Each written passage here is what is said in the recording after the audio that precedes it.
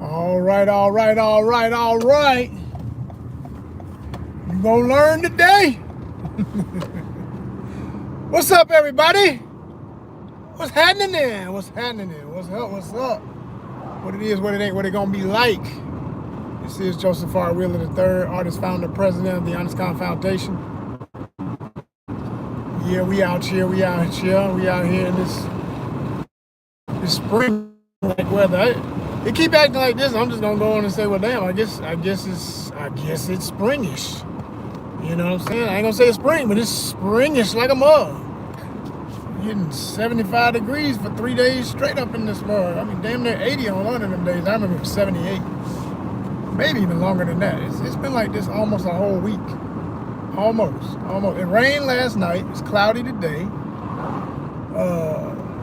Yeah, it's doing some interesting things out here in this metro ATL area. Atlanta, Georgia, to make it real clear to you if you don't know, because we got a worldwide audience. We got people from all over the world be checking in, and I appreciate y'all from all over the world. I appreciate all my new subscribers, all the ones that actually watch content. I'll say that again. All my new subscribers, especially all the ones who actually watch content. Because if you ain't watching, all right, we back. We're gonna get it right, y'all. One in the building. What's happening with you? What's up? What's good? Yo, let me get a thumbs up if you can hear my voice. Make sure the sound up in here, right? You know what I'm saying? But yeah, y'all, if you ain't watching the content, then you know what's the point? You gotta be watching the content. One in the building. Let me get that one thumbs up. Let me know you can hear me. So, you know, our whole thing is, I was watching something today, matter of fact. One of the many folks I'm subscribed to who I like their content. I generally like what they present. Sienna Singh, and she might be live still right now, but she was doing she goes live a lot. I learned a long time ago, before even watching other people live, that lives definitely work when you're building up your numbers as a channel. But she was talking about this very topic. She was saying how numbers are great when you're just trying to get that first part of the monetization process, when you're just trying to get to 1,000 subscribers. That part does come in handy for just having people who, you know, being nice, friends, family, people who come across your content one day and like it, whatever. But she talked about how you gotta keep the momentum going. If y'all don't actually watch content, she was talking about that. She's like, yo, it's for nothing that they not watching. And she was talking about sub for sub, where people subscribe to your channel, you subscribe to their channel, y'all share, you know, the market, so to speak, of who you attract. That is good for getting your first 1,000, definitely. But the irony of that is, I didn't even have a lot of that going on for how we got ours. Not to say none, because shout out to everybody who is, you know, friends of mine who may have told people on their channel about my channel, that kind of thing, and we subscribe to each other. But that doesn't necessarily do it as much as just your constant being present. And she talked about that. She was like, going live regular is everything. I said, yep, I agree. Going live regular is everything to a building channel. And posting every day. Even if you don't go live every day, post something every day. A live is a post, of course. Something. You gotta have a story going up. You gotta have a edited video going up. You gotta have a short. Like, I got some shorts for y'all that I need to just take the second to edit. I've been so focused. You know, it's like you exchange your energy between all the different platforms. And with us being a multi-niche entity, ONYXCON is more than one thing. It's many things. But all of those things come together and represent ONYXCON. So, yep, just drop some water all over my shirt, right? But it's just water. But yo, when you doing what I'm doing and you're doing it on Instagram, for example, like I have multiple pages there. I was never gonna give myself the headache of that here. I don't even understand how people do that. I hear people all the time on YouTube saying, I'm gonna start a new YouTube channel for this topic, or I'm gonna start a new YouTube channel. But I know why they're doing it, because I feel like they've been tricked into the mess that I feel like it's a trick. And I wasn't going for it, where they tell you, You need to do one niche, one niche. Now I get it because yeah, it works in the favor of the algorithm. It's easier for them to market you to everybody who's a corporation that wants to put ads on here. It's easier. But what I notice is people are not. That's just not how people think. People are way too diverse in their thinking, in their likes and things they're into.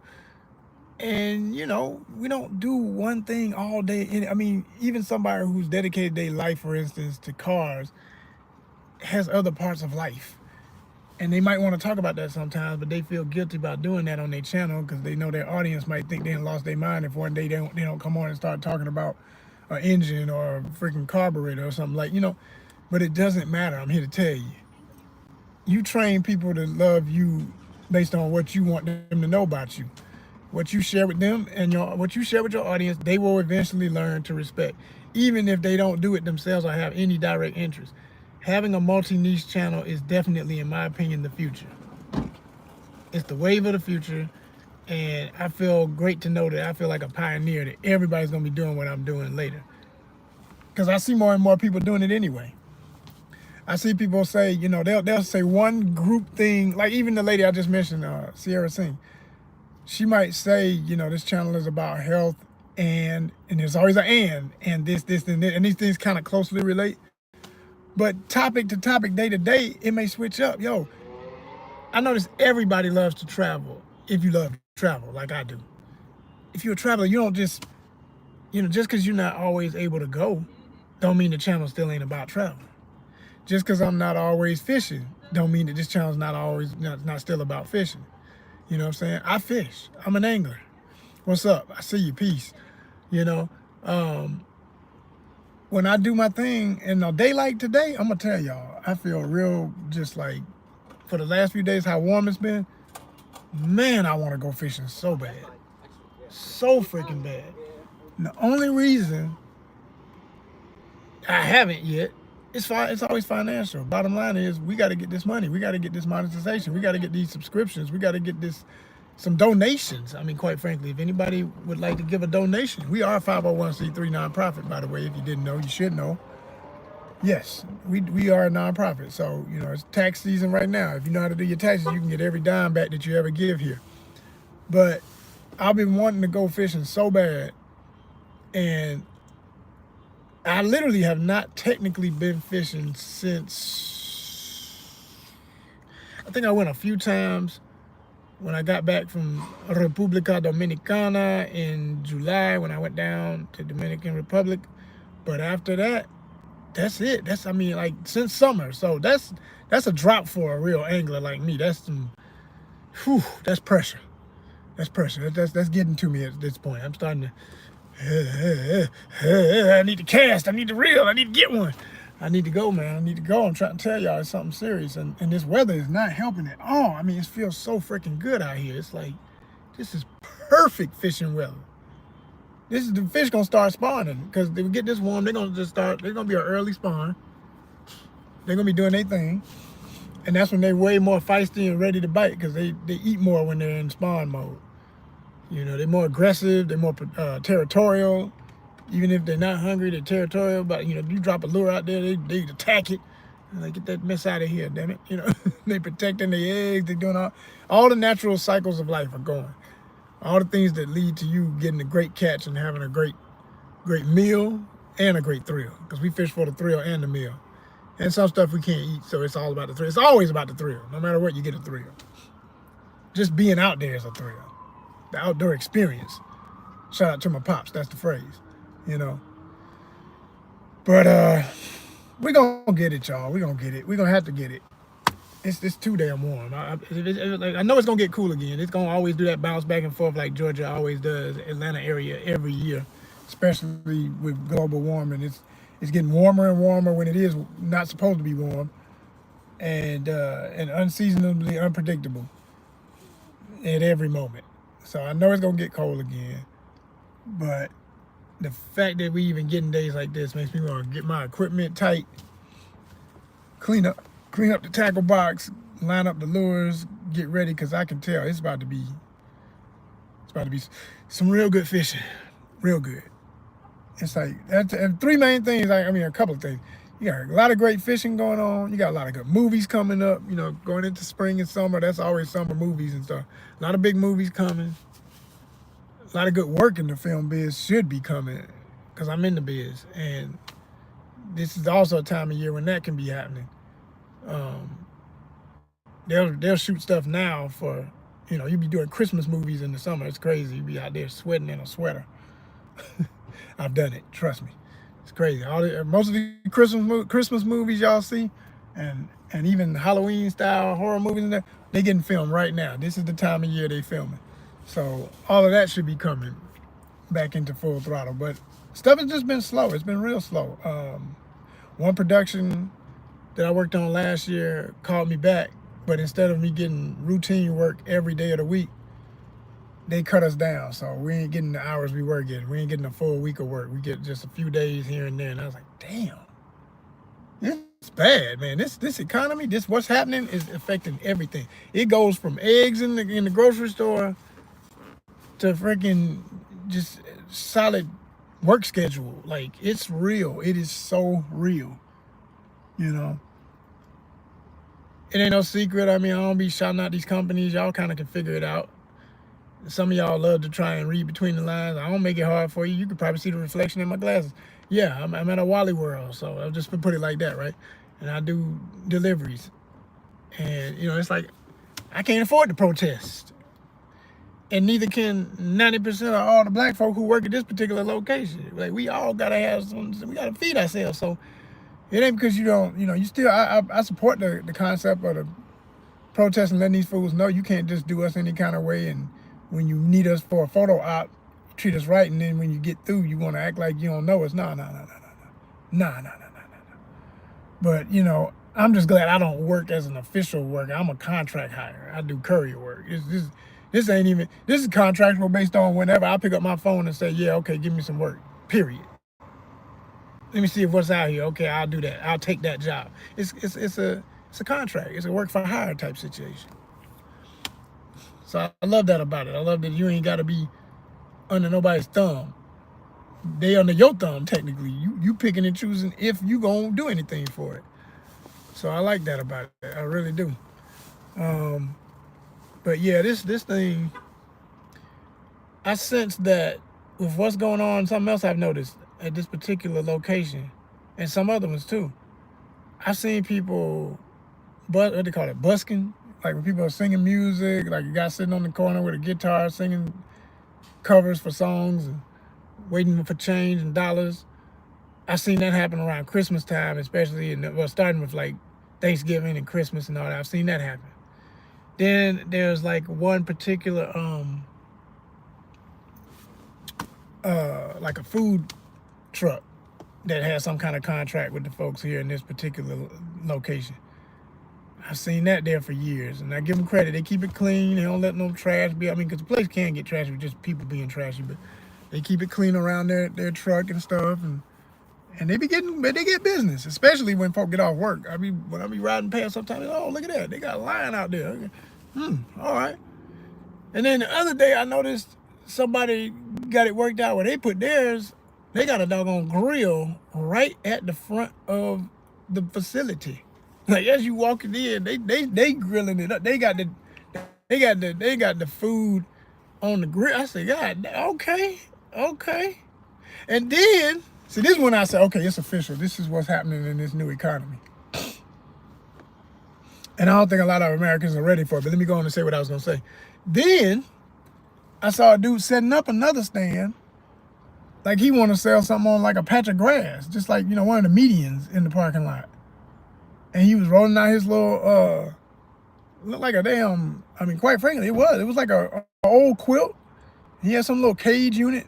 And see, I used to do, you know, ONYXCON started as a convention, so I know the materials that people use, you know, display systems and racks and stuff like that. I know about all that life. I done it myself, and I knew my vendors and how they move and how they do what they do. So, you know, they were setting that thing up, and I said, oh my gosh, wow, this is about to be a little market outside the store. Because obviously they're not. But I'm not frowning at it. I'm only frowning if one reason. There's only one thing about this in America. See, when you go other places in the world, which, well, let me say this real carefully and respectfully. I've been to Malaysia, I've been to Mexico, I've been to República Dominicana. Now, all three of those places, some people might want to try and say, with the exception of Malaysia, if you know anything about Malaysia's economy, they want to say, oh, it's third world country, third world my ass. Let me tell y'all something. Third world only, the concept of third world barely exists. And when you're talking about the cities, if you're talking about the city, the show note, the act, wherever there's the high rises in any of these places I'm talking about, wherever there's business districts, you're going to quickly realize there's a lot of money in these countries. And it ain't just, and they're global. They're in the global economy. That's where that phrase comes from. They have connection to all types of resources, and many other countries are part of their economy and doing trade and export and import with them. And they have all types of their own businesses. They don't have to rely on, they got their own shit. Now, everybody's working with everybody to get their stuff built. You know, I'm not saying we America can't do nothing without everybody else giving them the machinery in many cases, the tools in many cases, the materials that you can't even find nowhere else on the earth but in Africa and in Asia and places where they have certain minerals and everything that make this phone that I'm talking to work, that make your computer work, and all these different things, right? So these places have their own. They're not in a place of that whole concept of everybody else destitute but you is such BS. And especially right now with what's going on. And especially right now with what's going on. And I think, sad to say, I've never been ignorant to this, but I think all the people who have been ignorant to this in America are finna wake up a very brutal, very grumpy, very frustrated wake up when they realize that not only will this whole bizarro world BS going on in the White House affect their bottom line on every level, when the stores start closing and when the few that can remain open start becoming, instead of just the anchor store like in a plaza like where I'm at right now, you have the anchor store, the biggest store, and you got all the other stores that surround it. The stores that surround it are doomed for the most part, unless they have a certain kind of backup or whatever. A lot of these shops are going to close. And what I see happening is, first it's going to start off with what I was just describing. The few people who go get their little permits or whatever from the local government and can set up a grill, cooking some food outside. I mean, they're right next to a grocery store. It makes sense. They don't ever have to go. You know how they working it out. They telling them, hey, we ain't going to go nowhere else to buy our meat and our vegetables and everything. We're going to cook everything from products we buy here. So it's coming right back into your door with that money. Plus, we paying for the space outside to even set up in the parking lot. Then you're going to have people who be trying to sell stuff without the permits. They're going to be like, you be walking by and somebody be like, psst, hey man, hey, you like such and such, you like what? And they're going to be in their car with a spread with the tailgate open and all that. And then when the cops come, they're going to be running them off. So you're going to have all that going on too. But for the legit ones that's doing it, you know, through the permits and all that stuff, right? And I ain't knocking nobody's hustle. I ain't got no, look, I always say this about people who trying to get it any way they got to get it because they in a situation. If you can't afford the permit and you trying to do it the other way, I ain't frowning on you, I ain't dissing you. All I care about is how you move in it. I've been in situations in countries and places in America even where people just don't act right about it. Like, you can't pester me with it. You can't be running up on me and get an attitude when I say I don't want it and act like you gonna thug me out of it and all this kind of ish like that. That's the kind of mess that's ruined in some places, including here. Okay, people talk about when they go on vacation, how they get it in other places. You can get the same energy right here in the right next to the right woods in America. I know what I'm talking about. I done been in situations with hustlers on every corner of every block, on every bit of the street, and you can't walk 5 paces without somebody coming up to you with little trinkets, a necklace or something, a damn mixtape or whatever it is, trying to sell you something. Hey man, hey man. And all the little codes of slang and everything, you know, back in the day, they probably don't even say that no more. They got a zillion new, I mean, you be goofy as hell to be trying to do that these days anyway with trying to sell weed. But back in the day, these fools be trying to sell you weed. Talking about, hey man, you smoke that green? You be in the mall You walk around a nice fancy bar, some food just walk past you, but hey, man, you smoke that green? No. I don't drink that stuff either. I don't drink none of it, man. Just get out of my face. What's wrong with you? Look where we at. What the hell? Don't nobody, what? You really think this your clientele? I guess somebody wanted it. Somebody wanted it. Oh my gosh. Somebody wanted it. They wanted it. Oh gosh. Somebody wanted it. But no, for real, y'all, it's bad. And it's getting worse. And I think it's gonna get interesting before it gets ugly. I hope it don't have to get ugly at all. I hope it don't get to the point where the thing I like about it is when I see the people enterprising and they doing their hustle like that, where they making it legit and they putting it out here and it's not hidden and it's not, I say, okay, I'm not mad at that at all, because what'll eventually happen if those businesses thrive, because I see people, like I say, buying their food, and they obviously not setting up out here for nothing. There's got to be somebody buying something every time they set up. So if they keep it neat, they don't allow trash, they sweep up after stupid customers that's gonna drop trash on the ground as soon as they buy something, kids gonna drop stuff and they don't care. And if they keep it clean around their areas and don't let the parking lot get so congested with so much of that you can't even park no more, because there's always another vendor somewhere, a tent or something, you could actually curb some of the homeless problem. That is also right in tandem with what I'm talking about. I've seen more homeless, and I am nowhere near the city. I'm not in the city. This is its own town area. And I've been in other areas like this when I'm doing this kind of work, and I see this stuff happening. Even when I go to the city, all right, you start seeing this happening. You start seeing these little, you see if you're in the showing up city, you showing up see the homeless problem extremely bad. Because everything's so high on the permits and everything, they don't allow people who might have some skills to sell something, to do anything like that. Now, I'm a little bit more in the countryside of it, and it's like, you can see people are getting these permits, they're doing what they're doing. And like I say, if they can keep it neat, because it's starting to get rough. I'm starting to see more homeless even out in these areas. I'm like, what the hell? You start seeing the carts where people, put their stuff in the grocery cart and use that as their vehicle, because they ain't got nothing else to put their stuff in. And you'll see it parked somewhere in an abandoned lot, somewhere where they cleared something that was supposed to be a house or a new property, and the money fell through. So the damn thing been sitting there for 2-3 years, and the plants and everything starting to grow back in place.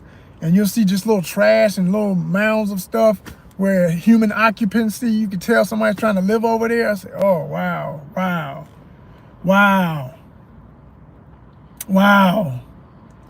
But you don't curb the problem. You keep dousing gasoline on the bullshit. For those who believe in this nonsense that's going on in the White House, like brother smiling, laughing with his customers. He got about 3-4 folk waiting. That's what time it is. Like that's the energy you need with it. Like if it's gonna be allowed, you keep it positive like that. Make the best out of a really ugly situation. Because I'm telling you, I can see it. I can foresee. I already been here and seen what can happen in other realities, and I know look, here we go. Space for lease. This one's open. I'm telling y'all what I'm looking at. That's the first time I've seen it that was open for lease. That place ain't never been for lease. Stuff is going down. And the parking lot been a mess. They been had little pothole areas and stuff in it, and I'm saying, okay. All right, ain't nobody trying to fix that. Why? Okay. Too cheap. Got the money, but ain't gonna put it on that. Got the money, just ain't gonna put it on that. Oh wow. But I can see what's about to be. They about to have little vendor lots, little vendor areas and everything all around this parking lot. And then they're gonna mess around. And like I say, when the businesses start going, eventually, if only the folks who are doing the vending come together and understand it's not your little cart, your little tent versus mine, it's us, the people who vend in the parking lot.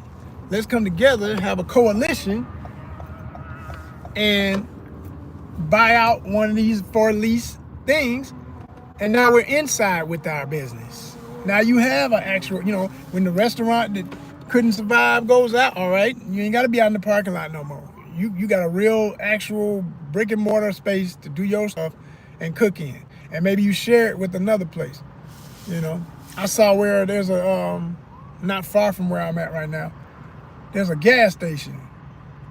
And it's a pretty big gas station. It's not a major, okay, the company that is the actual gas itself is a major, because there's no such thing as not a major gas company. If you selling gasoline, you selling petroleum, you getting some money. Now, there's levels to it. There's the biggest of the big, and then there's everybody else. So this is one of the everybody else. This ain't one of the bigger names. This is one of those smaller gas station chains. And I'll never forget when I used to do a different type of deliveries, and I used to be in that area more frequent. So I would stop there sometimes, use the restroom because it was close and it was generally clean. So I said, yeah, I'll roll up in there. Let me see what they doing. And the place was kind of old, itself, it was old. But one thing I like about people who understand the value of something, they take care of it. Yeah, it's old, but I'm going to take care of it. It's all I got. So I never went up in there and saw shelves disordered, dusty stuff, I'm sure they may have some corners I missed where that was going on, but because of how old the building was. But generally, the building itself old, but the stock was always clean and everything's lined up.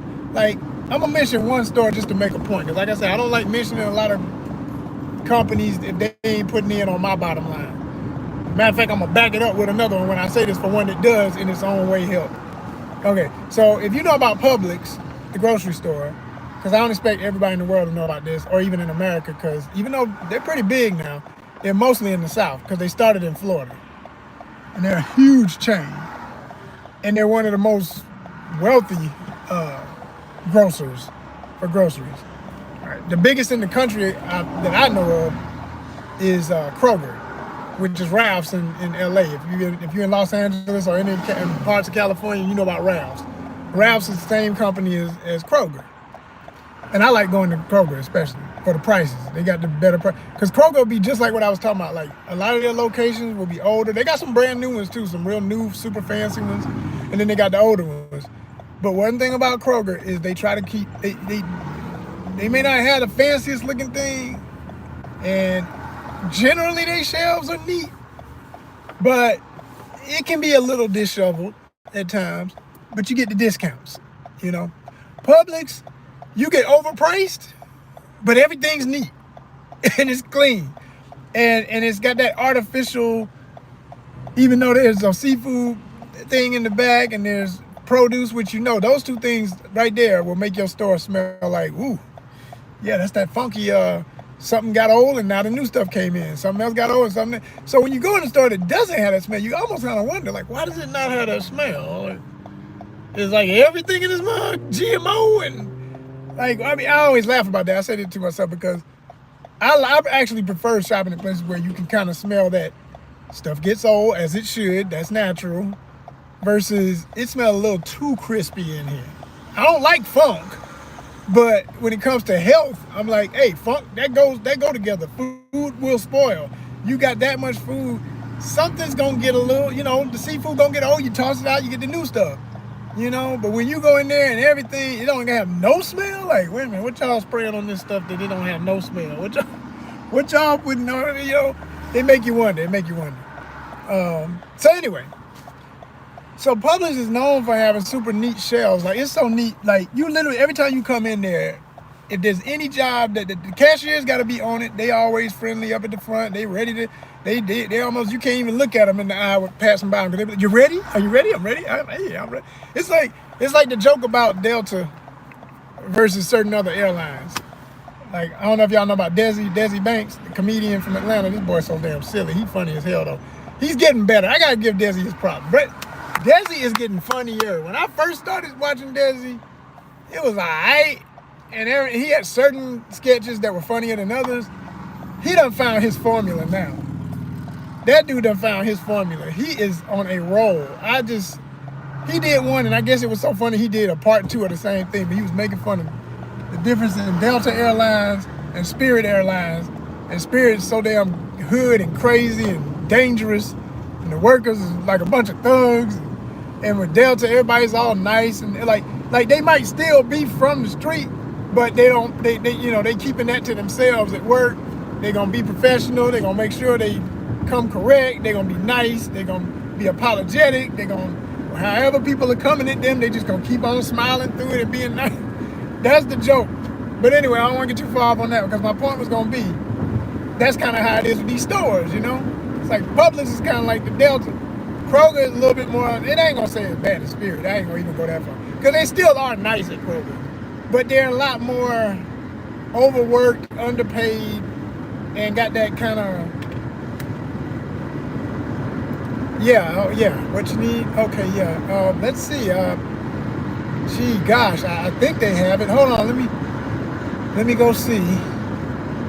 And they hoping you gon', while you waiting, just leave. Like, it wasn't that important. And if you still standing there when they come back from the back, like, damn. Yeah, I'm sorry, sir, we're out of it. Yeah, we're out. Yeah. You know, that's the difference, right? So then you got, you know, the other version where it's like, oh, wow, gee, golly, gosh, darn, let me see if I can go get you some more of that, or whatever. And then if they don't have it, it's like, oh, I'm so sorry, or whatever. You know, and I mean, in some Publix, they'll carry your groceries out to your car still. I'll never forget. Yeah, I don't know if they do that as much as they used to because of how crazy the world I got, but I used to be weirded out by that when they first started. I'd be like, no, I'm good. Because, I mean, they did that when I was a kid. But somewhere around, like, middle school, when the world first started going kind of crazy, you know, the world been crazy, but the version of crazy we've been in for the last few decades, you know, and you had all of the stuff that was happening in the 80s, like, it got to a point where people stopped doing that as much. Then by the 90s, they didn't do it at all. And so when they came in, Publix came in around the 90s, they would have that policy, like, you know, can I take your groceries? Like, you'd be like, Bill, you mean you want to help me with my groceries? You always be like, hey, no, I got it. What you trying to do? You trying to steal my stuff on me? You gonna take my groceries and you work here? Like, you just get on edge with it, and then you realize, oh, these people just nice like that, and that's their job. And they would not accept a tip half the time if somebody, you know, I ain't have nothing to give them no way, but I'm saying I've been with people, you know, the older folk in my family, and they want to give them a tip. Oh, thank you, young man. No, it's okay. It's all right. It's just my job. Now, some of them might still take it like, well, thank you. I'm like, person after my own heart. That's how I roll, goddamn it. Sure. Thank you. Thank you. But anyway, yeah, it was real interesting. So ultimately, my ultimate point about what I see happening with all this fallout in the economy, if you give people who want to work an opportunity to work and don't give them hell about a bunch of crazy overpriced permits and requirements and restrictions and stuff, then you won't have homeless people hanging around your parking lot, because that's what else comes with when people ain't got no other option. They start wanting to have a hustle and use their talents to do something, but you're not giving them no options. So now you get the vagrancy. Now you get the parking lot full of folk who would have been selling some ribs or some plates of chicken or sandwiches or whatever, or some trinkets, but now they standing outside with the gat ready to pop somebody if they don't give up their watch or their wallet or whatever. You know, you start getting that energy, or you start getting the other energy where they may not be the dangerous criminal, but the unpredictable that might do some criminal activity because they losing their mind and they homeless and they desperate and they frustrated and they just hanging around and they asking people for money and everybody's telling them get out my face and all that, or instead of just look at them and say, hey man, I ain't got it. That's all I ever do whenever homeless folk, you know, hey, I'm sorry, I ain't got it. Or I at least look them in the eye. If they staring me down, give them a nod like, I see you. I do see you. For my own safety and yours, I see you. You know? Just respect, that's all. You know, we ain't gotta go no further than there. And then there's those occasions where I might have a little something and I give them something. Sure. You know, that's rare, because hell, at the time I'm like, man, I might be a step away from where you at, so I'm trying to hold on to this $5 so I can go get me some some canned salmon to make some croquettes tonight. You know what I'm saying? Because the struggle is real. I need them struggle meals. You know, it's not a game. It's not a game out here. It's not a game out here, y'all. It's not a game. So, you know, I have a different type of sympathy when I see that. But what I love to see, like I say, is when people are given a chance to use their talents. Like, yo, that's what's up. Because I was starting to notice, you know, the small town version of big city on these outskirts of Atlanta, where you start seeing, man, we got a little bit of homeless. There ain't never been no homeless people over here. What the hell is that? What is that? People standing on the corner begging. People got the signs up and all that. Whole families, kids, mama. Damn, you like, whoa, whoa, whoa, whoa, right? So when you see people have an opportunity to get it legit and do something positive and ain't got to be stressed, they got a little something, they can make something out of that, live somewhere. They got enough to keep buying the groceries to cook something if they make, especially if they cooking something and making food. Because folk getting laid off, man. Ladies and gentlemen, I'm trying to tell you something. It ain't nothing new, but it's in full throttle right now with all this nonsense ever since we went into this year with what's going on in Washington. And I ain't talking politics. I keep telling y'all, this ain't about politics when I'm talking. I'm talking about survival. I'm talking about democracy versus demonic demolition of democracy and civil rights. That's what I'm talking about. That's what the hell I'm talking about. We in a situation. Bizarro world. And enough is enough. People need to be able to feed themselves. They got to be able to eat. So again, I like to see some kind of chance. And I can see it being, I mean, it's gonna look bad. It's gonna be an eyesore to a lot of people. This is the other part I was gonna say, is that from going into other countries, you know, I've always diversified my shopping, even in America. I don't just shop in the super Americanized, super whistle clean, artificial store. I will still go to an old but clean. You can't get around clean, I'm sorry. I ain't about to, you know, pull something off the shelf and stuff starts running behind it. Hell no, I'm out of here. No, I ain't saying that. I'm talking about still a nice store. I've never seen what I just described in any of the places I shop. You ain't pick up some meat and up under it, somebody was already eating on it. You know, oh, none of that. Not going there with it. And it can't get that bad. This is a major one right here. You know, it's gonna come down to Becky and Sharonda. And I ain't finished. Let me give y'all a few more names. Let me tell you somebody else who's gonna be out there with them. Well, this ain't no bad. This is not even a bad joke. Then they're gonna be the folk who could be out there with them, or what's left of their family, unfortunately, because they were unfortunately mi gente that didn't respect themselves, don't know themselves, don't respect other mi gente. Okay, they disassociate themselves with the Africano part of their cultura. Okay. And they don't make no friends with none of us, and they think that they've allies is the rich white folks that's gonna take care of them. Or they had a job for years. Some of them were cleaning houses, some of them were working in construction, some of them were doing a multitude of jobs, not just the. I really saw a video the other day. Can't say it was heartbreaking. It was reassuring. And it was beyond sad. It was ridiculous. It was this woman who showed up at a rally for Mr. Bizarro himself. Mr. Bizarro himself, the chump. And they were at this rally, and she's waving her hands and talking about, thank you, Mr. Chump. We love you, Mr. Chump. I said, holy freaking garbage of hill, stinking to the, whoo, stinking like that AMP in Brooklyn back in the day. You understand me? Oh, wow. I'm like, oh, ugh. And to make it really gross, I mean, like 10 times more gross to have to endure watching this video. the chump was feeling her up while she had her hands up. Her hands were up like this, cheering. And he's taller than this lady, and he like put his hands very inappropriately. It was a weird pose. It's one of them things you can't make it look right. You could say, oh, he was just trying to reassure her that he appreciates her enthusiasm and support of his campaign. But he's touching her like right here, right underneath. Here's the boobies. He's like got his hands right here, and he's like patting her. What? And he's like over her like, like, thank you. Yeah, I got you. I'm like, and she's just, you know, so in the moment, she's letting it happen. Like, yeah, this is great. I'm here on the podium and I'm cheering on the Mr. Chump.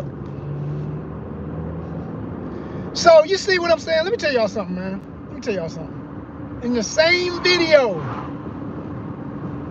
they showed the same woman on another podium. She's crying, delirious, talking about they used us. They used us. They used us. I can't believe it. And she's out of her mind crying because all kind of folk from her family been sent back home.